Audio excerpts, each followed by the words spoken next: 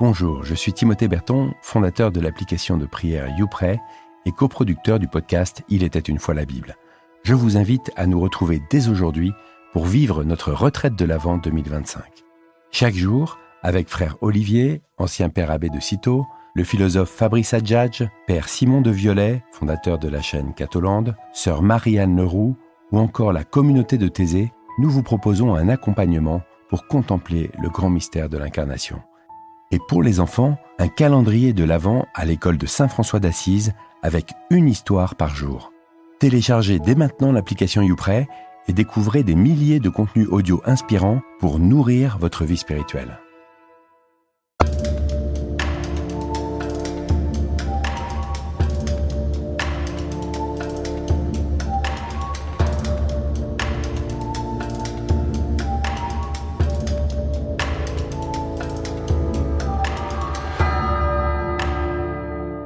Bienvenue dans le podcast « Il était une fois la Bible ». Ce podcast est la rencontre de deux passions. YouPray, l'application audio qui accompagne votre vie spirituelle quotidienne, et Bibliapédia, l'association qui cherche à faire connaître et aimer la Bible.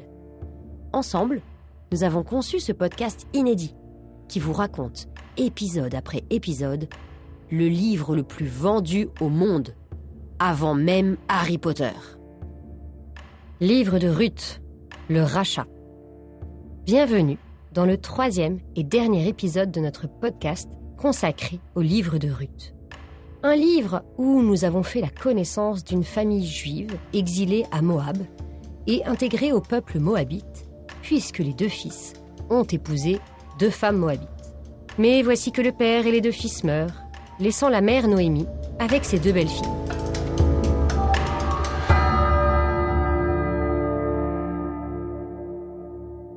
Devant sa volonté de retourner en terre promise, une des deux jeunes filles, Ruth, décide de tout quitter, de la suivre. Je vous relis ici l'une des plus belles phrases de la Bible selon moi. « Où tu iras, j'irai, où tu t'arrêteras, je m'arrêterai. Ton peuple sera mon peuple, et ton Dieu sera mon Dieu. Où tu mourras, je mourrai. » Ruth. Chapitre 1, verset 17. En terre promise, Ruth et Noémie deviennent les protégées d'un parent éloigné, le fermier Boz. Mais Noémie sait qu'il faut que sa belle-fille se marie et que Boz devienne un peu plus qu'un parent éloigné. Nous sommes au chapitre 3. Noémie, sa belle-mère, dit à Ruth : « Ma fille, ne devrais-je pas chercher à t'établir pour que tu sois heureuse ? » S'établir, cela veut dire se marier. « Et Boz, n'est-il pas notre parent, lui dont tu as suivi les servantes ?» L'idée de Noémie est très audacieuse. Est-ce que vous voyez pourquoi ? Ruth est une Moabite, et ça ne se fait pas du tout pour un Israélite d'épouser une Moabite. À nouveau, on voit que l'attitude de Ruth fait changer les gens autour d'elle.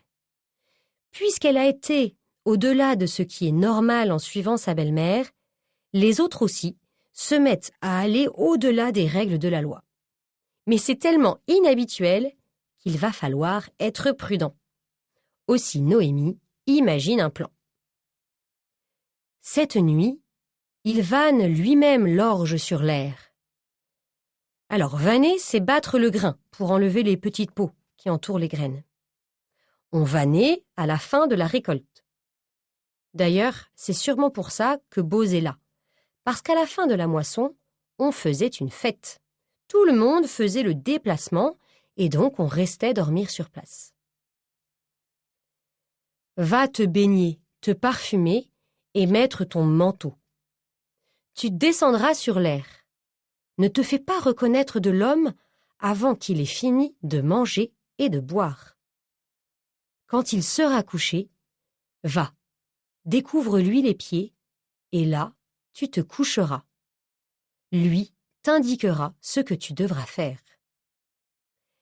Chers auditeurs, qu'est-ce que vous pensez du plan imaginé par Noémie ? C'est un peu bizarre, non ? En fait, c'est même très bizarre. C'est le moment de se rappeler que cette histoire est en fait un débat sur la loi. Avez-vous fait attention aux derniers mots de Noémie?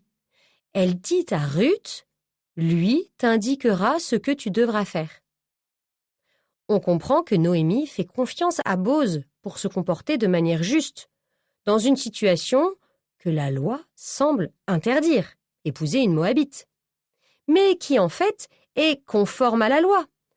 En effet, l'intention de la loi, c'est de rester fidèle à Dieu et d'aimer.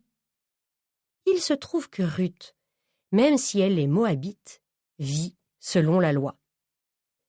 Bose saura inventer la solution, mais pour cela, il faut que Ruth lui pose la question.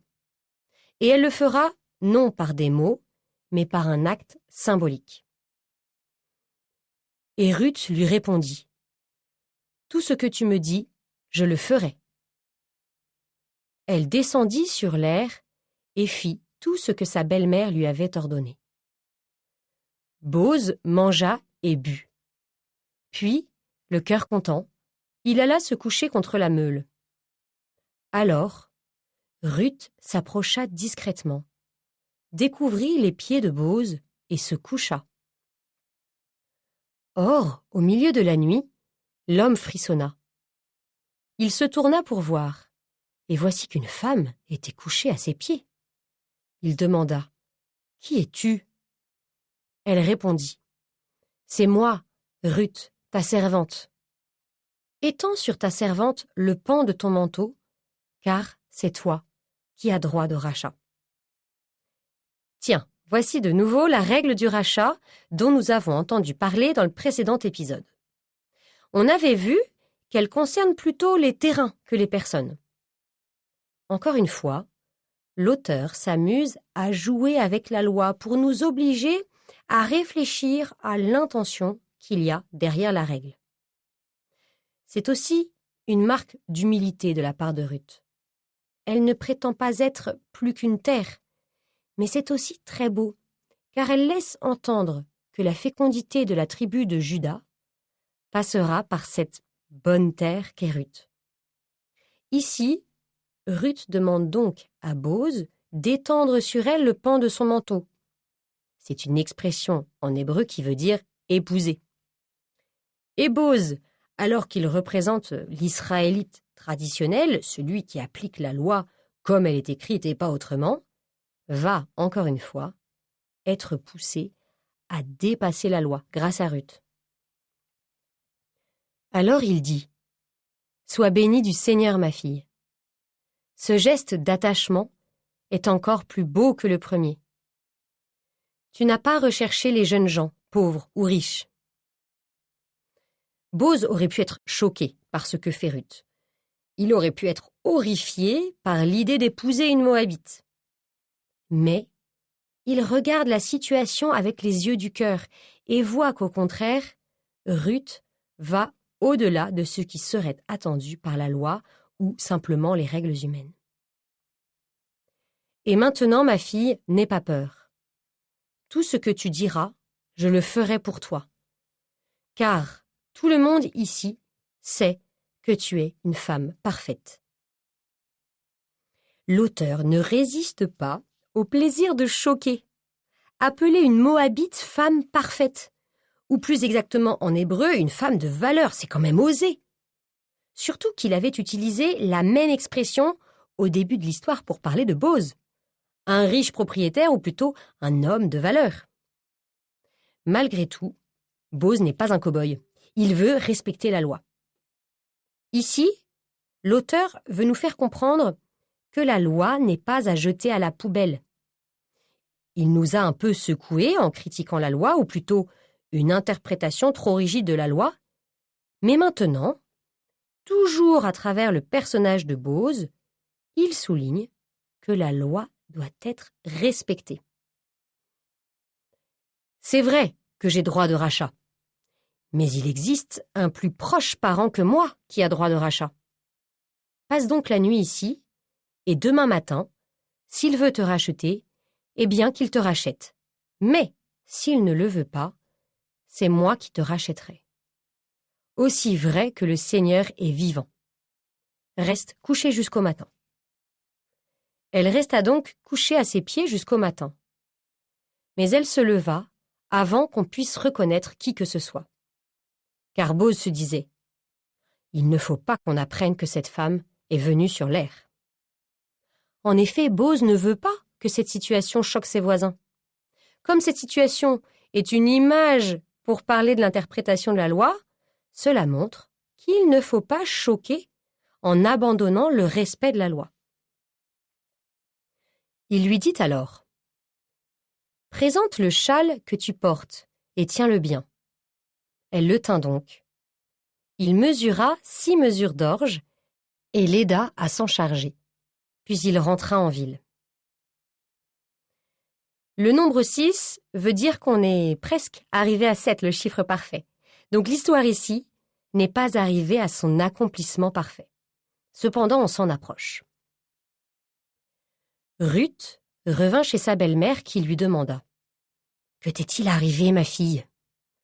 Alors Ruth lui raconta tout ce que l'homme avait fait pour elle, et elle ajouta « Il m'a donné ces 6 mesures d'orge en me disant « Ne rentre pas chez ta belle-mère les mains vides. » Noémie lui dit « Reste ici, ma fille, jusqu'à ce que tu saches comment l'affaire aboutira. Car cet homme n'aura de cesse qu'il n'ait conclu cette affaire aujourd'hui même. » Et nous passons maintenant au chapitre 4, le dernier chapitre de l'histoire de Ruth. Bose était monté à la porte de la ville, et il s'y était assis. Et voici que vint à passer celui dont Bose avait parlé, celui qui avait droit de rachat. Bose l'appela. « Hé, toi, arrête-toi un peu, viens t'asseoir ici. » Il s'arrêta et il s'assit. Alors on peut se demander pourquoi Bose monte à la porte de la ville. En fait, à cette époque, c'était là qu'on discutait des problèmes et qu'on prenait les décisions de justice. Cela correspond un peu à l'agora chez les Grecs ou au forum chez les Romains. Bose prit alors 10 hommes parmi les anciens d'Israël et leur dit « Venez vous asseoir ici pour siéger. » Et ils s'assirent. Et voilà encore une règle. Le nombre de 10 pour prendre une décision de justice est une loi très importante dans le judaïsme qui s'appelle le minyan. Puis il s'adressa à celui qui avait droit de rachat. La parcelle du champ qui appartenait à notre frère Élimélec, Noémie, qui vient de revenir des champs de Moab, la met en vente. Oula, qu'est-ce que c'est que cette histoire de champ ? Bose sait que l'homme à qui il s'adresse applique la loi à la lettre. Et nous avons appris que la loi du rachat vaut pour les terres, mais pas pour les personnes. Bose va donc s'y prendre de façon habile en faisant un raisonnement juridique. Première étape du raisonnement, la terre d'un proche parent est à racheter. Bose applique donc la règle concernée. Écoutez. Et moi, je me suis dit que j'allais t'en informer en disant « Veux-tu, devant ceux qui siègent ici, acquérir ce champ ? Si tu veux exercer ton droit de rachat, fais-le. Mais si tu ne veux pas l'exercer, déclare-le-moi pour que je le sache. En effet, personne sauf toi ne peut exercer ce droit, sinon moi après toi. » Alors l'autre dit « Moi, je veux l'exercer. » Bose reprit.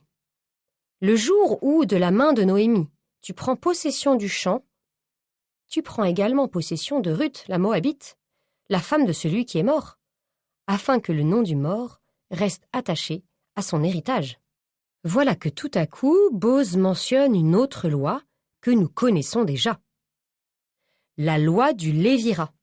Est-ce que vous vous souvenez à quel moment nous en avions entendu parler ? C'était dans l'histoire de Juda et de Tamar. Juda avait donné son fils aîné, Er, en mariage à Tamar, et il était mort avant qu'ils aient eu des enfants. La règle du lévira dit que dans ce cas, un frère du mari doit épouser la femme restée veuve pour que l'homme qui est mort ait quand même des enfants. Donc, Juda avait donné son deuxième fils, Onan, à Tamar. Mais il était aussi mort, Et là, Juda avait paniqué et refusé de donner son troisième fils, Shéla, à Tamar. Finalement, Tamar s'était fait passer pour une prostituée auprès de Juda et avait eu des jumeaux, Pharès et Zara. Ouf, la tribu de Juda avait pu continuer. Si j'ai pris le temps de rappeler cette histoire, c'est parce que, évidemment, l'auteur y pense très fort quand il raconte l'histoire de Ruth. Il y a en effet plusieurs points communs entre l'histoire de Ruth et l'histoire de Tamar. Tout d'abord, leurs deux maris font partie de la tribu de Juda. Et on sait, depuis Jacob, que c'est dans cette tribu que naîtra le Messie. Donc, il est très important que cette tribu ait une descendance. Ensuite, les deux femmes dans les deux histoires sont des étrangères. Et enfin, les maris meurent et les femmes prennent les choses en main. Revenons maintenant à Boz. Dans la discussion juridique à la porte de la ville, et dans la discussion juridique de tout le livre de Ruth, il vient d'affirmer une chose très intéressante, mais que la loi ne dit pas explicitement. La loi du rachat de terre est écrite pour permettre à la famille qui avait la terre de la garder. Donc, il faut qu'il y ait une famille. Ou, dans le cas de Noémie et Élimélec, une descendance. Or, la seule façon pour qu'il y ait une descendance, vu que les fils sont morts sans enfants, c'est d'appliquer la règle du lévirat à Ruth. Alors, celui qui avait droit de rachat dit « Je ne pourrai pas exercer mon droit de rachat sans détruire mon propre héritage. Toi, exerce donc le droit de rachat, puisque je ne le peux pas. » Ah oui, la réaction du parent montre que son but n'était pas réellement que la famille d'Élimélec puisse survivre. En tout cas, si cela va contre ses intérêts, il n'est pas prêt à faire des sacrifices. C'est une façon de respecter la loi que l'auteur du livre de Ruth dénonce. Boz dit aux anciens et à tout le peuple : « Aujourd'hui, vous en êtes témoins. De la main de Noémie, j'ai pris possession de tout ce qui appartenait à Élimélec, ainsi qu'à Kilion et Malon. J'ai également pris pour femme Ruth, la Moabite, la femme de Malon, afin que le nom du mort reste attaché à son héritage et ne soit pas effacé parmi ses frères. Vous en êtes témoins aujourd'hui. » Tout le peuple, qui se trouvait à la porte de la ville, ainsi que les anciens, répondirent : « Nous en sommes témoins. Que le Seigneur rende la femme qui entre dans ta maison comme Rachel et comme Léa, qui, à elles deux, ont bâti la maison d'Israël. Puisse la descendance que le Seigneur te donnera par cette jeune femme rendre ta maison comme la maison de Pérès, que Tamar enfanta à Juda. » Vous le voyez, de la même façon que la belle attitude de Ruth a donné à Boz envie d'aller plus loin que la loi, eh bien, la belle attitude de Boz enthousiasme à son tour le peuple tout entier. Et il se souvient des femmes qui ont donné naissance au peuple d'Israël. Elles ont souvent été des étrangères. Tamar, mais aussi Léa et Rachel, qui étaient la partie de la famille d'Abraham, qui était restée en Mésopotamie, et donc qui était encore païenne. Boz prit donc Ruth comme épouse, et elle enfanta un fils. Les femmes de Bethléem dirent à Noémie : « Béni soit le Seigneur, qui aujourd'hui ne t'a pas laissé sans quelqu'un pour te racheter. Cet enfant te fera revivre, il sera l'appui de ta vieillesse. Il est né de ta belle-fille qui t'aime et qui vaut mieux pour toi que 7 fils. » Noémie prit l'enfant, le mit sur son sein et se chargea de l'élever. On peut avoir l'impression ici que l'enfant est comme confisqué à Ruth et Boz pour être donné à Noémie. En fait, le texte veut simplement montrer que le but est atteint. Cette famille du clan de Bethléem n'a pas disparu, elle reçoit une descendance. Et d'ailleurs, les femmes font un magnifique compliment sur Ruth. Elle vaut mieux que 7 fils. À une époque où la descendance était la chose la plus importante, en particulier les garçons, c'est beaucoup d'honneur de dire ça. Les voisines le nommèrent Obed, c'est-à-dire serviteur. Ce fut le père de Jessé, qui fut le père de David. Ça y est, coup de théâtre. La petite histoire de Ruth rejoint la grande histoire. C'est grâce au dévouement d'une femme moabite pour sa belle-mère que le roi David naîtra un jour. Et le récit s'achève exprès par le nom de David. Alors que retenir de cette histoire ? Tout d'abord, comme souvent, Dieu s'appuie sur les hommes et les femmes de bonne volonté. Ensuite, on peut retenir que la loi donnée par Moïse a pour but de pratiquer l'amour de Dieu et des autres. Donc si on applique la loi automatiquement ou dans un but autre que l'amour, en fait, on ne respecte pas la loi. Et inversement, chercher à aimer nous fait inventer de nouvelles façons d'appliquer la loi. Car l'amour est toujours excessif et ne se limite jamais à des règles.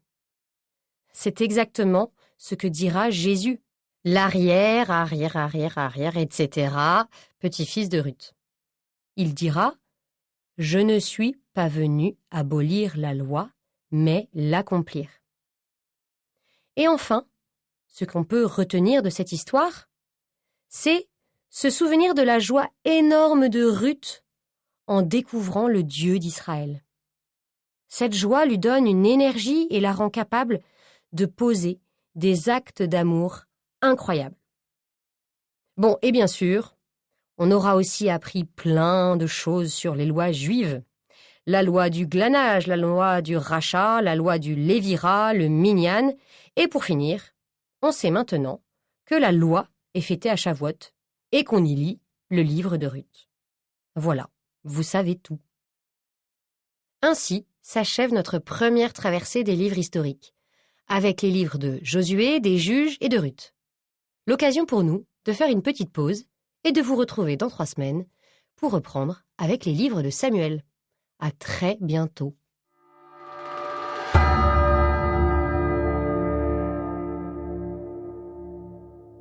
Un grand merci d'avoir écouté cet épisode jusqu'au bout. S'il vous a plu, n'hésitez pas à partager ce contenu et à vous abonner. À bientôt!